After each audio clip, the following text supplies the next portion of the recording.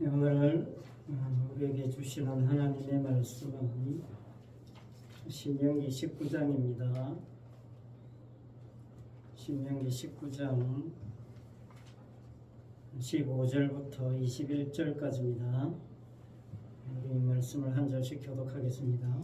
사람의 모든 악에 관하여 또한 모든 죄에 관하여는 한 증인으로만 정할 것이 아니요 두 증인의 입으로나 또는 세 증인의 입으로 그 사건을 확정할 것이며, 만일 위증하는 자가 있어 어떤 사람이 악을 행하였다고 말하면 그 논쟁하는 쌍방이 같이 하나님 앞에 나아가 그 당시의 제사장과 재판장 앞에 설 것이요 재판장은 자세히 조사하여 그 증인이 거짓 증거하여 그 형제를 거짓으로 모함한 것이 판명되면 그가 그의 형제에게 행하려고 꾀한 그대로 그에게 행하여 너희 중에서 악을 제하라.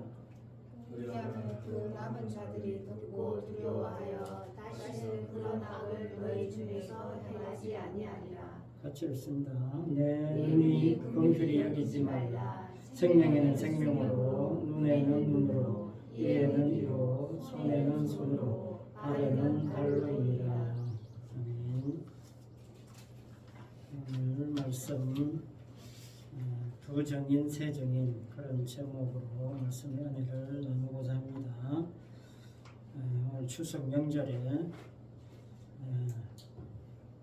오늘 본문으로 설교하게 됐어요. 추석 명절과는 별로 크게 상관이 없는 것 같지만 순서에 따라서 말씀을 생각해 보려고 합니다. 오늘 말씀은 사실 참 어려워요. 어렵습니다. 이해하기도 힘들고 설교하기도 힘들고 듣기도 힘든 그런 내용이지만 여러분 말씀을 집중해서 잘 한번 파봅시다. 오늘 본문 말씀 21절에 보면 긍휼히 여기지 말라 그렇게 말씀하고 있습니다. 자, 하나님은 어떤 분이냐면 긍휼이 풍성하신 분이 하나님이십니다. 에베소서 2장 4절에서도 사도 바울이 하나님은 긍휼이 풍성하시다 그렇게 말씀했습니다.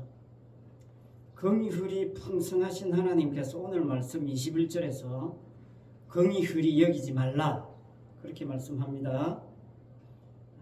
그리고 신명기 19장 앞부분에 나오는 도피성 이야기의 결말도 마지막도 뭐냐면 긍휼히 여기지 말라라는 것이었습니다. 신명기 19장 13절 내 눈이 그를 긍휼히 여기지 말고 그렇게 말씀하고 있죠. 신명기 19장 도피성 이야기에서 억울하게 살인한 사람은 도피성으로 피할 수 있었습니다. 제사장을 만날 수 있죠. 그 제사장의 삶과 이제 하나가 되는 거죠. 그런 은혜와 복을 누리게 됩니다. 부지 중에 살인한 사람은. 그러나 긍휼히 여기지 말라고 했을 때 그 대상은 누구냐면 의도적인 살인자입니다.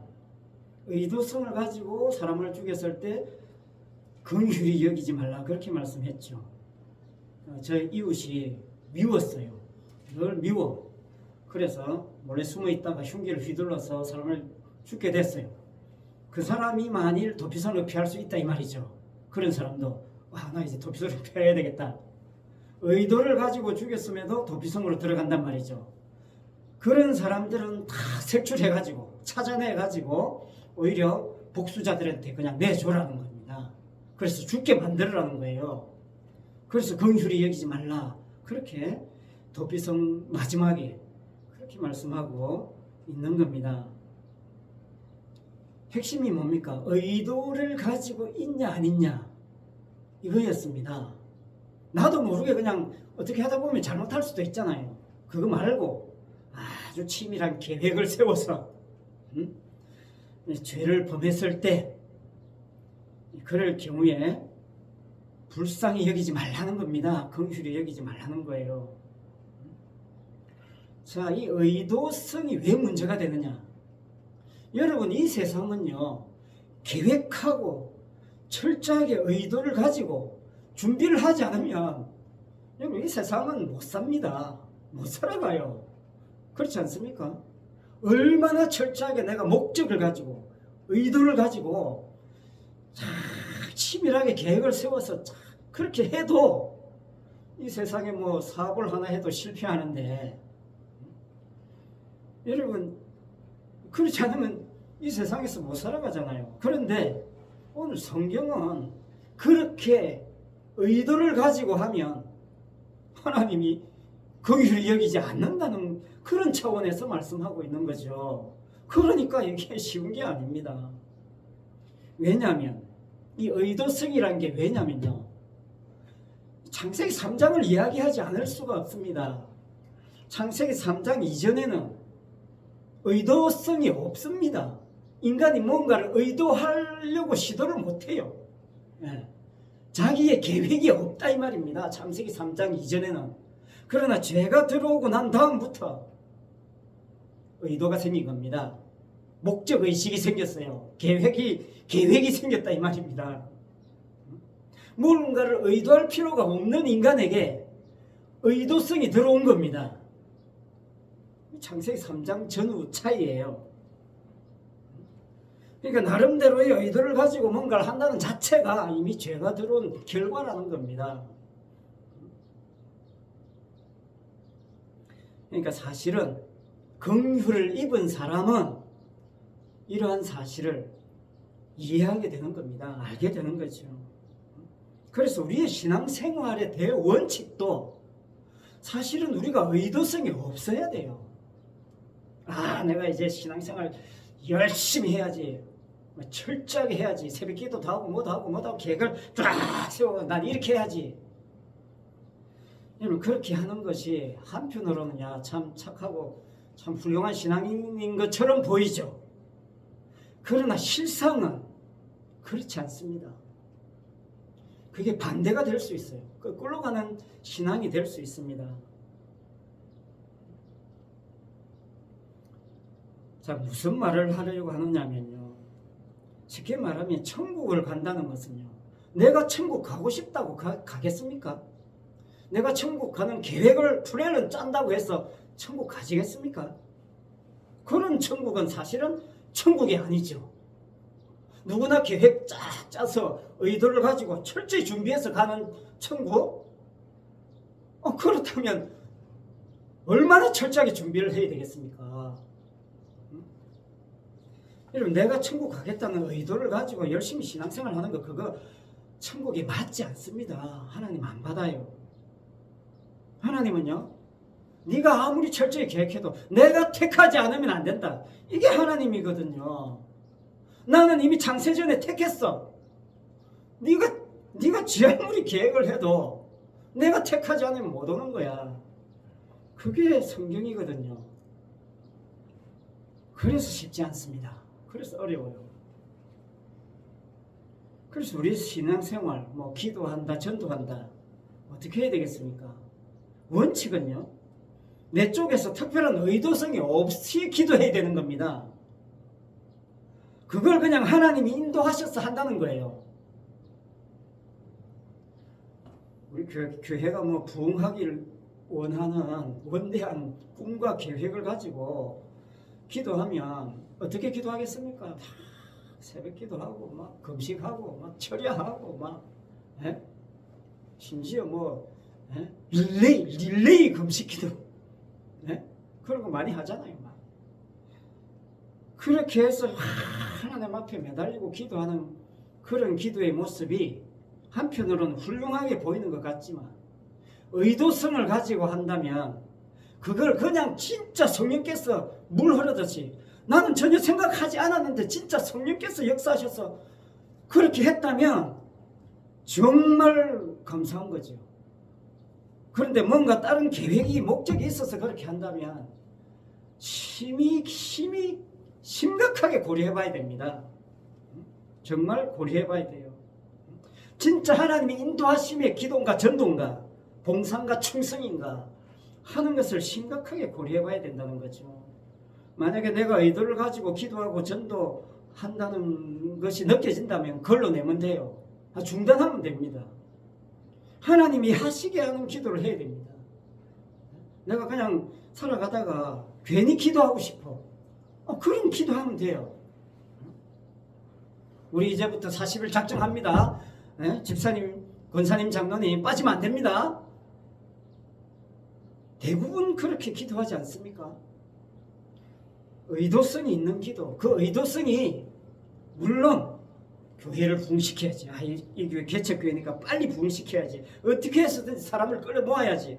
그러려면 기도해야 되고 전도해야 되고 그런 의도성, 그런 명분은 좋지만 하나님께 영광 돌립니다. 예수님의 지상 명령입니다. 전도해야 됩니다. 명분 얼마나 좋습니까? 성경에 나와 있고. 그러니 밀어붙이기 너무 좋잖아요. 사람들에게 그냥 강요하기 너무 좋지 않습니까? 그렇게 해서 밀어붙여서 하는 기도와 전도 진실로 정말 기쁩니까? 진실로 정말 마음의 평안이 충만하냐 말이죠.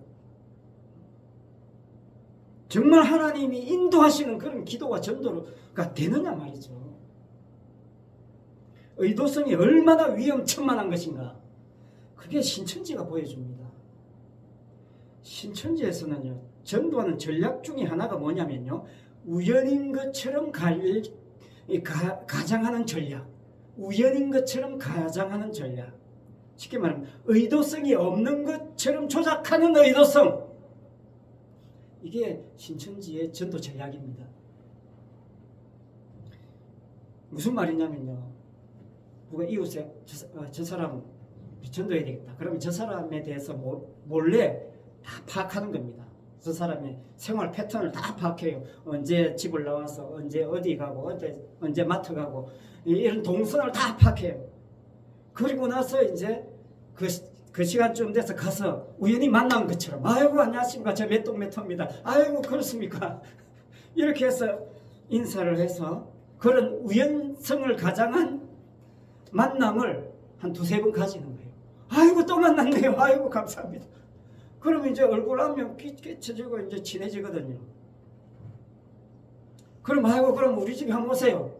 아이고 그렇게 서로 왔다리 갔다리 하다가 친해집니다. 아이고 그럼 우리 밥 한 먹읍시다. 아이고 친해지죠. 나중에 이제 정말 친해지면 그때 가서 이제 본색을 드러냅니다. 성경 공부 한번 하시겠습니까? 그게 이제 딱 성경 공부 그 자리에 가면 이제 못 빠져나오게 만드는 거예요.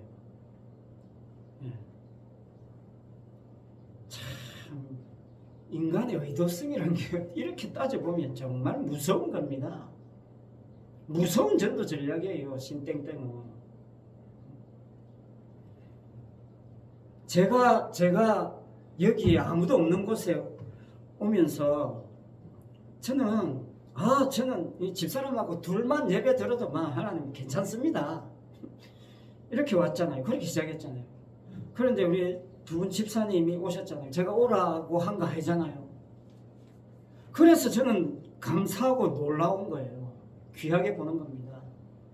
내가 이게 아무도 없는 게 개척하는데 니 좀 와야 안 되겠냐, 좀 도와주라. 이랬으면 오히려 안 오실 분들이에요. 오히려 안 오실 수도 오고 싶지 않을 수도 있잖아요. 부담될 수도 있잖아요. 그런데 오셨잖아요. 김용중님이 제가 오라고 해서 오신 분 아니에요. 그러니까 제가 참 감사한 겁니다. 하나님 정말 놀라운 거죠. 전도가 뭐냐면요, 전도는 저는 이렇게 생각해요. 전도는 사자성어로 잠복근무다. 잠복근무. 우리는 성도는 시민권이 하늘에 있는데 지금 이 땅에 와 있잖아요. 파송받은 거죠. 뭐하라고? 잠복근무하라고. 그러니까 십자가라는 그 암호 하나 받아가지고 잠복근무하는 겁니다. 낚시 생각하면 더 쉬워요. 십자가라는 미끼 달아가지고 던져 놓는 거죠. 십자가 뭘 물고기가 되겠습니까? 그러니까 그게 이 세상에서 내려가서 한번 살아봐라. 이 세상에서 혹시나 십자가 복음에 갈급한 사람이 있을 수도 있다. 내려가서 살아라. 그래서 우리가 이 땅에 살고 있는 거예요. 잠복 근무하는 겁니다. 열심히 살면서. 여러분 그 영화 극한 직업 영화 알지요? 코미디로는 1,000만 관객을 돌파해가지고 흥행을 했던 극한 직업. 야, 저는 극한 직업이 딱 잠복 근무잖아요. 예? 범인 잡기 위해서 치킨집 잠복 근무하려고 치킨집 오픈했는데 치킨집 장사가 너무 잘 돼가지고 범인 잡을 생각을 못하는 거예요. 야, 그 영화 예? 정말 잘 만들었어요. 정말 오늘 말씀과 너무나 유사합니다. 치킨집 장사하느라고 너무 그 장사는 재미에 빠져가지고 범인은 생각도 못하는 거예요.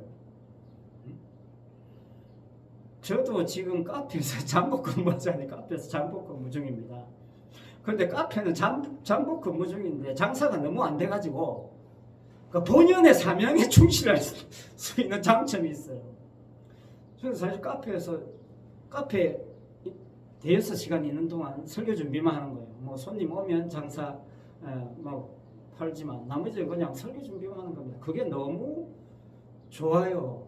잠복 근무하는 그 생활이. 교회가 존재하는 이유가 사실은 교회는 그냥 이 땅에 잠복 근무 하는 센터입니다. 말하고 십자가 하나 던져놓고 가짜를 가려내라고 복음으로 진짜 물고기 걸러내라고 하나님께서 세워놓은 센터입니다. 어떤 사람이 이야기하죠. 하나님 사랑이십니다. 하나님은 사랑이십니다. 예, 맞습니다. 성경에 하나님 사랑 두말하면 잔소리죠. 하나님 사랑이시니까 아무나 오라는 겁니다. 심지어 불신자를 위한 예배까지 드려요. 불신자가 어떻게 예배를 드립니까? 막 그런 프로그램까지 만들어요. 그게 정말 맞습니까? 하나님 사랑이니까 아무나 오라는 게 아닙니다. 교회는 주님의 몸이잖아요. 주님의 몸에 아무나 들어갈 수 있는 게 아니에요. 천국 아무나 들어갈 수 있는 곳이면 왜 우리가 예수 믿고 신앙생활을 하겠습니까? 오늘 본문에 재판 이야기 나옵니다. 재판 이야기 나오는데 정인이 2사람 나오고 3사람 나옵니다. 모든 악과 죄에 대한 문제를 2사람, 3사람에서 확정한다는 거예요. 자, 이게 가능한 겁니까? 2-3사람이 확정하면 끝나는 거예요.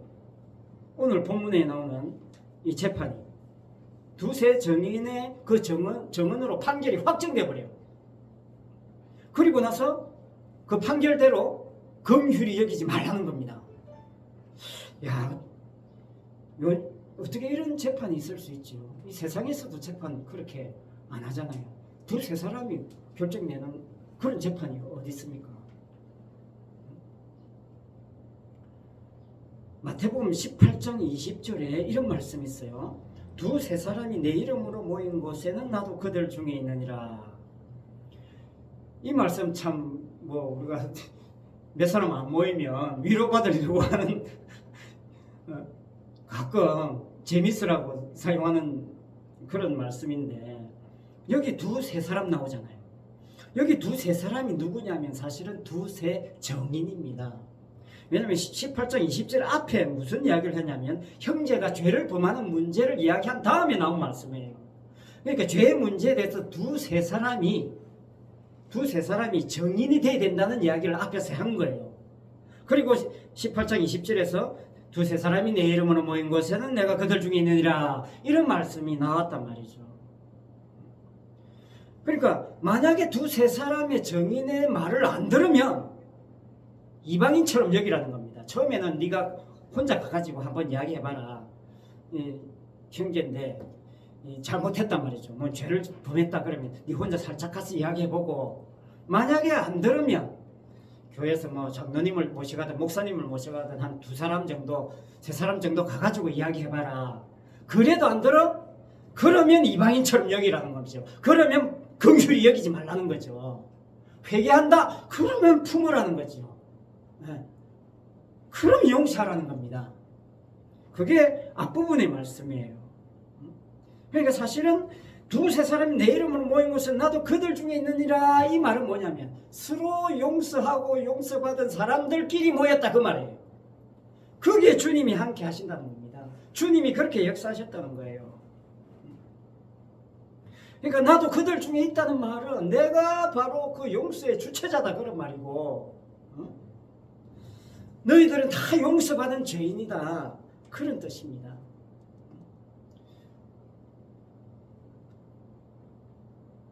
이 말은 무슨 말이냐면요, 너는 용서받을 수 없는 죄를 용서받았기 때문에 거기에 대한 감사함, 거기에 대한 기쁨, 그게 있어야 되는데 그게 없다, 긍휼히 여기지 말라는 겁니다. 그래서 마태복음 18장에서 친절하게도 그 뒤에 지난번에도 말씀드렸던 1만 달란트 빚진 자 비유가 바로 그 뒤에 나와요. 그래서 그 예를 들어서 예수님이 친절하게 예를 들어서 설명해 주는 겁니다. 1만 달란트 주인에게 1만 달란트 빚진 종이 있었어요. 1만 달란트 얼마인 줄 압니까? 우리나라 돈으로 계산하면 6조입니다. 6조. 6조를 어떻게 갚아요? 평생 자손 대대로 갚아도 못 갚아요. 6조. 그런데 그 6조를 탕감해줬단 말이죠. 갚을 수 없는 돈이잖아요. 탕감해줬어요. 그런데 이 사람 나 6조 탕감했다고 밖으로 나가면서 누굴 만나냐? 자기한테 100데나리온 빚진 사람 만났어요. 100데나리온 자기한테 빚진 친구를 만났단 말이죠. 그래서 친구를 멱살 잡고 왜 100데나리온 안 갚아? 빨리 갚아. 그러면서 네 안 갚으면 감옥에 쳐넣을 거야. 고소할 거야. 막 그래 협박했단 말이죠. 100데나리온 얼마입니까? 1000만 원이에요. 1000만 원. 6조 탕감받고 1000만 원 빚진 사람 멱살 잡고 지금 감옥에 쳐넣는단 말이죠. 주인이 그 소리를 듣고 저 인간 다시 잡아 저 인간을 감옥에 쳐넣어라. 그 예화가 그 뒤에 나오는 이야기예요. 이 사람 문제 뭡니까? 6조 탕감받은 이 기쁨을 모르는 겁니다. 그 가치를 모르는 거예요. 갚을 수 없는 빚을 갚아줬는데, 탕감해줬는데, 그런 사람에 대해서 긍휼히 여기지 말라는 거예요. 그러면 우리의 설교, 그럼 앞으로 이제 내가 긍휼히 여김을 받았으니까 이제 불쌍히 여기고 다른 사람도 불쌍히 여기고 내가 이제 나는 갚을 수 없는 빚을 하나님이 탕감해 주었어. 그런 죄를 용서해 주었어. 감사합니다. 이걸로 이제 신앙생활 끝나겠습니까? 여기서 설교 끝나면 좋겠습니다만은 오늘 본문의 실제 이야기는 이제부터 시작이에요. 나는 6조 탕감받은 사람이구나. 참 감사하다. 물론 그 감사함이 있어야 되겠습니다만 여기서 끝나면 안 돼요. 자, 오늘 말씀에서 진짜 중요하고 어려운 문제 지금 이야기합니다. 두세 증인의 문제를 이제 이야기해요. 두세 증인의 문제, 그 열쇠가 어디 나오느냐면 요한복음 8장에 나와요. 자, 제가 누누이 이야기하지요. 구약은 문제고 신약은 답이다. 또 물론 문제 속에도 답이 있다. 답 속에 또 문제가 있다. 그런 이야기 제가 종종 말씀드리죠. 요한복음 8장 17절에서 19절이 뭐냐면 오늘 본문에 대한 답이에요. 그게 요한복음 8장에 나옵니다. 17절 19절 제가 읽어볼 테니까 잘 들어보세요. 너희 율법에도 두 사람의 증거가 참되다 기록되었으니 내가 나를 위하여 증언하는 자가 되고 나를 보내신 아버지도 나를 위하여 증언하시느니라. 저희가 묻되, 저희 유대인들입니다. 바리새인들. 저희가 묻되 내 아버지가 어디 있느냐? 예수께서 대답하시되 너희는 나를 알지 못하고 내 아버지도 알지 못하는도다. 나를 알았더라면 내 아버지도 알았으리라. 예수님이 지금 이렇게 말씀했습니다. 자, 그 앞에 17절 너희 율법에도 두 사람의 증거가 참되다 기록되었으니, 여기 오늘 본문이 오늘 본문 15절 말씀에 두 사람 세 사람 증인 나오잖아요. 그거 지금 신명기 19장 15절 말씀을 예수님이 지금 인용하면서 하신 말씀이에요. 율법에 두 사람 증거 참되다 해놨잖아. 두 사람 증거가 확정된다고 해놨잖아. 그 말이 뭐냐 지금 풀어서 지금 예수님이 설명한 거예요. 두 사람이 누구냐 그걸 지금 설명한 겁니다. 내가 나를 위하여 증언하는 자가 되고 나를 보내신 아버지도 나를 위하여 증언하는 자가 정언하시느니라. 그렇게 해서 두 분을 이야기한 겁니다. 내가 나를 정언하는 나, 그리고 아버지가 나를 정언하시는 하나님 아버지 해서 두 분 정언자가 등장한다는 거예요. 신명기 19장 15절에서 두 정인, 그게 예수님과 하나님 아버지라는 차원에서 이야기하는 겁니다. 그러니까 이 바리새인들이 못 알아먹죠. 그래서 물었습니다. 내 아버지가 어디 있느냐? 네 아버지 지금 목수 저쪽에 일하고 있지 않냐? 이거예요, 쉽게 말하면. 그런데 예수님은 뭐라고 이야기하십니까? 너희는 나를 알지 못하고 내 아버지도 알지 못하는도다. 나를 알았더라면 내 아버지도 알았으리라. 이게 무슨 말입니까? 전부 다 저 목수 아들이라고 알고 있는데 가난한 촌놈 촌구석에 그저 그렇게 살아가고 있는 아무도 주목받지 못하는 목수 집안에 그냥 평범한 촌놈으로 알고 있는데 알지 못한다는 거예요.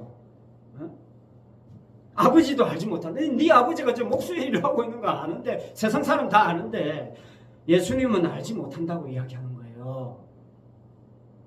도대체 무슨 말씀입니까? 당시에 성경 전문가들 아닙니까? 신명기 19장을 누구보다도 잘 많이 연구한 사람들입니다. 바리새인들, 서기관들, 유대인들. 하나님 잘 알고 하나님 누구보다도 잘 섬기고 하나님께 누구보다도 영광 돌린다고 하는 그런 샘플이었던 사람들인 서기관과 바리새인들이 듣도 보도 못한 말씀을 주님이 하시는 겁니다. 도무지 알아먹지도 못하는 말씀을 하는 거예요.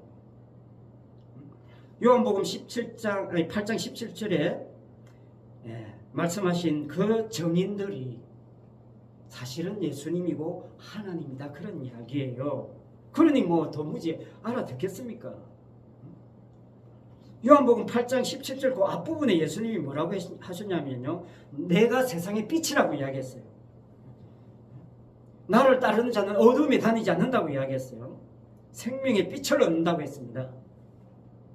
그러니까 바리새인들이 뭐라고 했냐면요, 네가 너를 위해서 정언하니까 그 정언은 참되지 않다, 그렇게 이야기했어요. 네가 너를 위해서 정언하는 것은 인정 안 한다.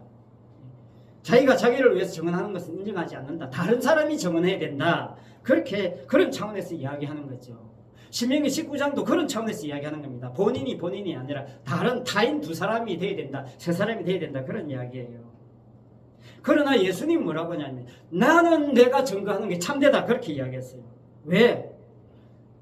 내가 나를 위해서 정언할 사람은 도무지 사실은 없다는 차원에서 이야기한 겁니다.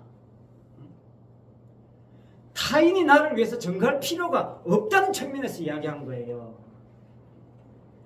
그래서 나는 나를 위해서 증거하는 게 참되고 내가 이 세상 창조주기 때문에 마땅한 거고, 하나님 아버지가 나를 증거하지 않으면 증거하는 것이 옳은 것이고, 이 두 증거야말로 진짜 정언이고 증거다, 그런 차원에서 이야기한 것이고 강조한 겁니다.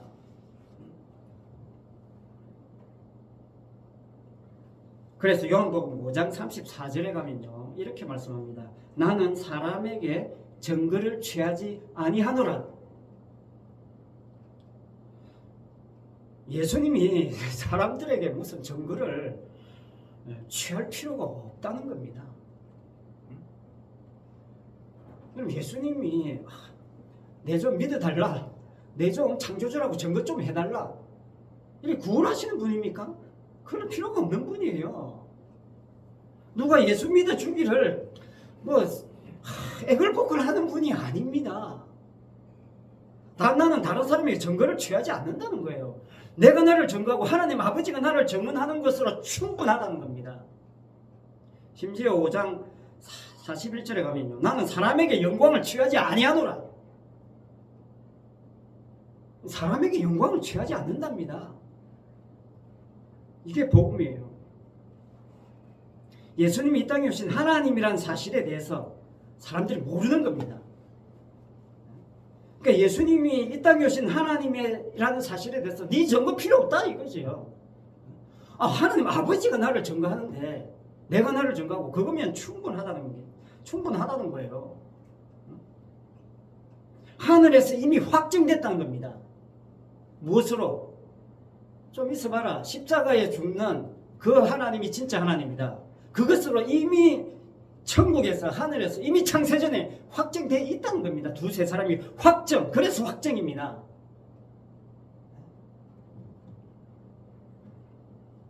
그래서 신명기 19장 15절에 나타난 그 율법의 정신은 예수님이 하나님과의 사이에서 합의된 그 확정된 것을 이 땅에 오셔서 성취한다는 겁니다. 그 점을 미리 보여준 것이고 그 성취된 것을 또 증언하시는 분이 한 분 계세요. 누굽니까?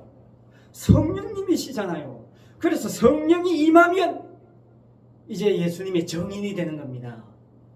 그래서 내가 정인이 된 게 아니에요. 성령께서 증거하시는 겁니다. 그래서 세 사람이 되는 거예요. 두세 사람 되는 겁니다. 성령은 나중에 오셔서 이제 증거하시오. 처음에는 둘이었는데 처음에 둘이 증거하잖아요. 그리고 뒤에 가서 셋이 또 증거합니다. 그 성령께서 합류되는 겁니다. 이게 오늘 본문에서 이야기하는 두 정인, 세 정인이에요. 여러분, 내가 예수 믿는다는 건 내가 증거하는 거 아닙니다. 내 속에 성령께서 증거하는 거예요. 그래서 성령의 증거지 내 증거가 아닙니다. 내 고백이 아니에요. 내 고백은 내 의도성이 있는 겁니다. 내 의도성으로 내가 예수님을 고백하는 그런 것은 성령의 고백이 아니에요. 여러분, 성령이 임하시면 정인이 되는 거지. 나 이제 사는 게 팍팍하고 막 어려우니까 난 교회 안 나가볼까? 교회 나가보니까 예수 믿으라네. 그래, 예수 믿지. 이런 정은 아니에요. 정은하지 않을래야 않을 수 없는 겁니다. 성령이 임하셨는데 성령이 임하시니까 내 뜻대로 안 되는 거예요. 내가 하기 싫다고 안 하고 하고 싶다고 하고 그렇게 되는 게 아닙니다. 어느 순간 나를 사용하시는 거예요. 순간순간 필요하면 나를 사용하시는 겁니다. 그렇게 정언하시는 거예요. 그게 성령의 정언입니다. 시간 딱딱 정해놓고 이 날은 무조건 전도하는 날이야. 물론 그런 것도 뭐 필요하겠죠. 하나님도 그런 경우도 뭐 사용하셔가지고 역사하실 경우도 있겠습니다만 하나님의 시간은 하나님이 정하시는 거예요. 구원의 때가 여러분 다 다르잖아요. 그 시기가 다 다릅니다. 주님이 참으시지 않으면 구원받을 사람은 아무도 없다잖아요.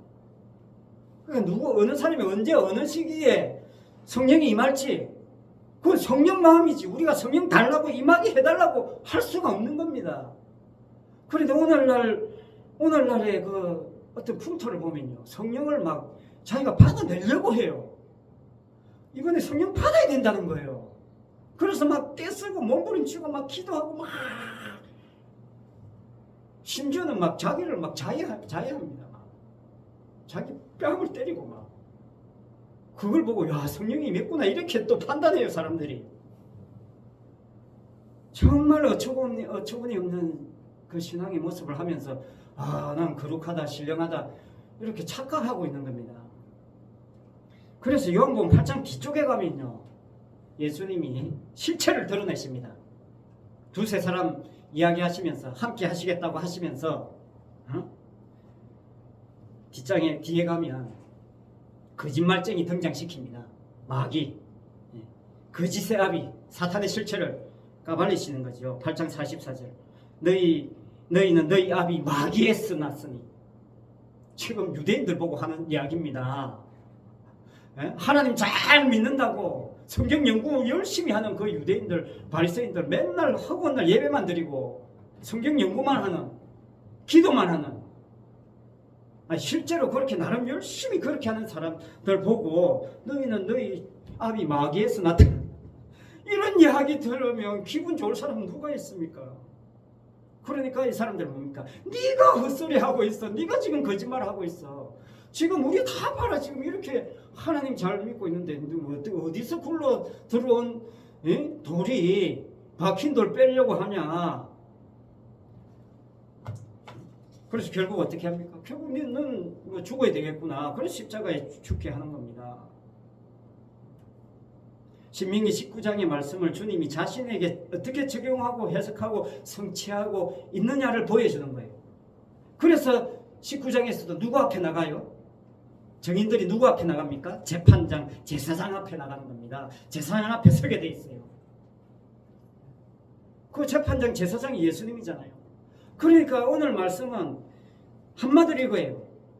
증인이 예수님이고 하나님이신데, 그렇다면 이 말씀 예수님이 이렇게 이야기하는 겁니다. 나는 하나님 앞에 선 하나님이다, 이런 이야기예요. 요한복음 8장의 말씀도 마찬가지고, 두세 사람이 내 이름으로 모인 것을 함께 하시겠다, 주님이 함께 하신다, 주님이 함께 하신다는 그 말씀과 오늘 본문의 두세 증인 합치면 나는 하나님 앞에 선 하나님이다. 예수님이 지금 유대인들 앞에서 그렇게 선포하는 겁니다. 선언하고 있는 거예요. 내가 나를 증언하고 있고 하나님 아버지가 나를 증언하니 이 증언만 참되는 것이다. 다른 증언 필요 없다는 거예요. 너희들이 인정하고 안 하고 문제가 아니라는 겁니다. 그러니까 화가 머리 끝까지 뻗치겠죠, 유대인들은. 누구보다도 하나님 잘 믿고 하나님 증언하는데 전문가들인데, 그러니까 안 죽일 수가 없는 겁니다. 예수님 안 죽일 수가 없는 거예요. 성도들이 예수님을 증언하는 것, 오늘날 우리가 예수님을 증거하고 나 예수님 믿습니다 증언하는 것, 그건 뭐냐? 말씀드린 것처럼 그건 성령께서 역사하시는 거예요. 성령의 증언이지 내 증언 아닙니다. 내 증언이면 그건 가짜예요. 성령이 증언하는 것이어야 됩니다. 그래서 두세 증언 완성되는 거예요. 확정입니다. 성령이 임하시면 예수님의 증인 되는 거지, 내가 예수님의 증인 될 수가 없어요. 스스로 절대로 불가능합니다. 오직 성령이 너희에게 임하시면 너희가 권능을 받고 예루살렘과 온 유대와 사마리아와 땅끝까지 이르러 내 증인들이라 하시니라. 예수님의 증인입니다. 예수님의 증인. 더 이상 다른 증언이 필요 없는 그런 증언, 증거, 고백, 그게 성령께서 임하시면 나오는 고백이다, 그 말입니다. 예수님만 증거한다, 예수님의 증인이란 말은 자기를 증거하지 않는다는 거예요. 자기가 자기 자신에 대해서 뭔가를 증언할 필요가 없다는 겁니다. 이게 결론이에요. 내가 예수님의 증인이면 나에 대해서 뭘 증거할 필요가 없는 거죠. 내가 신앙생활 열심히 하는 내 모습을 증거할 필요가 없어요. 많은 사람들이 여기에서 이제 착각합니다. 예수 잘 믿는 자신을 증거해요. 가만히 보면 봐라, 저분 저렇게 열심히 신앙생활 잘해서 복 받았잖아. 너도 열심히 기도하고 전도해. 아니, 전도한다는 게 대부분 다 그런 식으로 전도해요. 자기를, 예수 잘 믿는 자기를 전도해. 이게 거짓입니다. 그거 가짜예요. 성령이 증거하지 않는 것은 가짜입니다. 하나님 인정하지 않으세요. 그러니까 오늘 요한복음의 답지를 통해서 문제지인 그 신명기 오늘 본문에 나오는 말씀을 보면요, 이 땅에 있는 모든 사람들에게 일어나는 모든 일은 하나님께서 유발시킨 일들의 조각들입니다.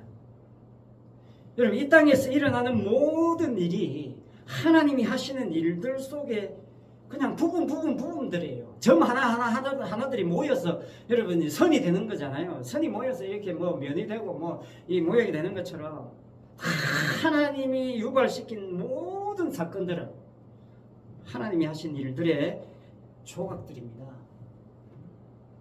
그런데 거기에서 무슨 일이 발생해요? 억울한 일이 생길 수 있잖아요. 사람이 살다 보면 모함을 받을 수도 있고 내가 모함을 할 수도 있고 여러 가지 많은 일들 중에 억울한 일들이 많이 생길 수 있습니다. 본의 아니게, 아니면 의도적으로. 그런데 성도에게 그런 일이 발생할 수 있단 말이죠. 성도는 다른 사람이 모함해서 예수님처럼. 예수님이 왜 죽습니까? 유대인들의 의도성 때문에 죽는 거예요.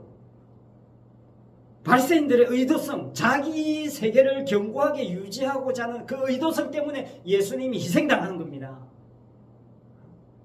성도도 그럴 가능성이 있어요. 다른 사람들에게 이용당할 가능성이 있습니다. 모함당할 가능성이 있어요. 그럴 경우에 십자가를 생각해라, 그 말입니다. 내가 내가 억울하게 당했다면 그걸 되갚아주고 싶잖아요. 그리고 상대방에게 막 저주를 퍼붓고 싶잖아요. 실제로 당해보세요. 그렇습니다. 여러분 도피성 이야기 왜 했습니까? 내 가족 죽이는데 가만히 있겠습니까? 죽인 저자를 내가 죽이려고 한다는 거죠. 그걸 방지하고 있잖아요. 그러니까 내 억울함을 그걸 내가 스스로 풀려고 하지 말라. 이게 주님이 억울하게 십자가를 지신 이유입니다. 주님이 억울하게 십자가 지신 거예요. 모함 당해서 십자가 지신 겁니다. 그러니까 주님의 억울함보다 더 큰 억울함이 있는 분이 있으면 나와보라 그러세요. 죄 없으신 분이 억울하게 모함 당해서 십자가에 죽으신 그런 억울함을 당한 분이 있으면 나와보라 그 말이에요. 사실은. 그러나 성도는 억울함을 당한단 말이죠. 안 믿는 사람들이 호시탐탐 또는 우리가 살다 보면 여러 가지 많은 그런 내가 이해할 수 없는 불합리한 억울한 일들이 많이 생길 수 있어요. 그러나 그것을 그때마다 대갚아주지 말라는 그런 뜻입니다. 그래서 두세 사람이 내 이름으로 모인 것은 내가 너희와 함께 있느니라는 이야기가 그런 이야기예요. 내가 너를 위해 십자가 졌잖아. 내가 이렇게 억울함 당했잖아. 괜찮아. 그냥 넘어가자. 무시해. 그냥 무시해. 내가 있으면 괜찮잖아. 너를 위해서 억울함 당한 내가 있잖아. 그런 차원에서 예수님이 정언하시는 겁니다. 이런 나의 정언과 하나님 아버지의 정언이 있으면 괜찮잖아. 그러니까 네가 너무 정언하려고 애쓰지 마. 마음 편하게 그냥 살아. 그런 뜻이에요. 만약에 내가 억울함 당한 거기서 막 그게 몰두한다고 생각해보세요. 더 비참해집니다. 더 엉망진창 돼요. 왜 억울함 당할 때 대갚아주고자 하냐? 그게 이제 모든 인간 속에 있는 죄로 말미암은 의도성 때문이에요.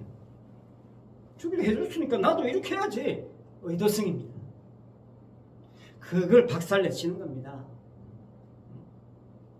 모든 인간은 자신이 착하고 옳다고 정언하는 거예요. 이 땅에 사는 이유가 목사는 자기가 목사짓 하고 있으니까 착하다고 정언하고 막 입에 거품 물고 외치고 있는 것이고, 모든 사람들이 자기가 옳고 착하고 나는 잘났다 이거 정언하고 있는 게 이 세상이잖아요.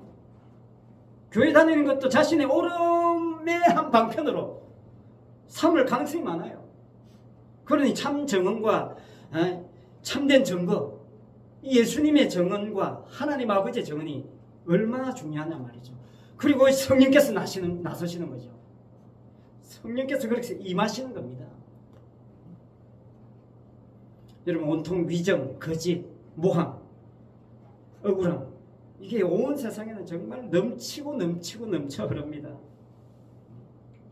이 속에서, 이 거짓된 세상 속에서 오직 십자가만이 참된 진리임을 증거하는 도구로 하나님 우리를 사용하시기 위해서 우리를 부르신 겁니다. 말도 안 되는 은혜죠. 정말 우리가 이해할 수 없는 은혜고 축복임을 알아서 여러분, 혹시라도 이 땅에서 작거나 크거나 간에 억울한 일을 내가 전혀 예상치 못한 어떤 일들이 발생되거들랑 하나님이 하시는구나, 하나님이 또 뭔가 성령께서 또 뭔가 하시는구나, 그러면서 그냥 기다리세요. 그냥 지켜보십시오. 자기도 지켜보고 상황도 지켜보고 뭐 이런 거 다 그냥 지켜보고 하나님이 어떻게 하실 건가 이걸 지켜볼 수 있는, 십자가가 이미 내 속에 있는 그 여유, 넉넉함, 이걸 가지고 주님과 함께 평안한 삶을 누리는 그런 추석 연휴가 되시기를 바랍니다. 기도하겠습니다. 아버지 하나님, 우리가 이 땅에 사는 것이 하나님께서 이 땅에 파송해 주신 건데, 우리는 이 땅에서 내가 어떻게 하면 잘났고 잘 먹고 잘 살고 내가 어떻게 하면 착하고 옳다고 인정받을까 하는 거기에 몰두하게 만드는 것이 이 세상입니다. 너무나 비교하면서 살아가게 만드는 구조가 이 세상이니, 우리가 이 세상 사고방식에도 이렇게 언뜻 순간순간 이렇게 쏠릴 가능성도 있습니다. 그때마다 하나님 주님이 우리에게 주신 말씀을 통해서 성령께서 또 역사하셔서 어떤 일이 있어도 하나님이 하시는 일에 이 십자가 복음을 드러내는 점검물로 귀하게 사용되어질 수 있도록 은혜를 베풀어 주시옵소서. 감사를 드리며 예수님 이름으로 기도합니다. 아멘. 252장 작성합니다.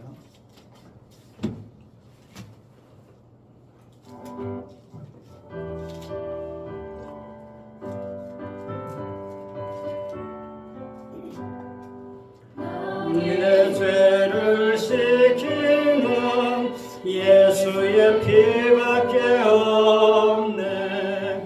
맛이 정케 하기도 예수의 피밖에 없네.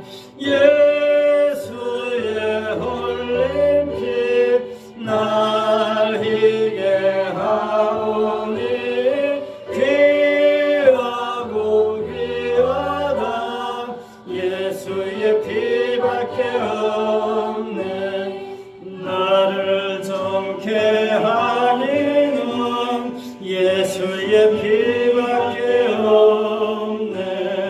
사죄하는 정도도 예수의 피밖에 없네. 예수의 흘린 피 날 희게 하오니 귀하고 귀하다 예수의 피밖에 없네. 나의 죄 속하기는 예수의 피밖에 없네. 나는 공로 없으니 예수의 피밖에 없네.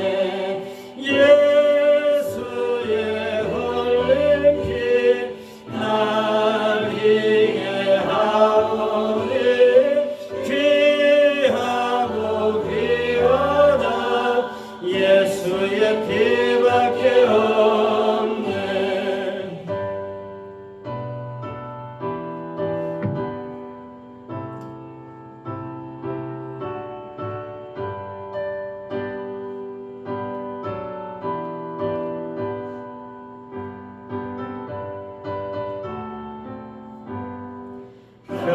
평안함과 소망은 예수의 피밖에 없네. 나의 의는 이것뿐 예수의 피밖에 없네. 예수의 흘린 피 날 희게 하오니 귀하고 귀하다 예수의 피밖에 없네. 영원토록 매할 말 예수의 피밖에 없네. 나의 찬미 제목은 예수의 피밖에 없네. 예수의 흘린 피 날 희게 하오니 귀하고 귀하다 예수의 피밖에 없네.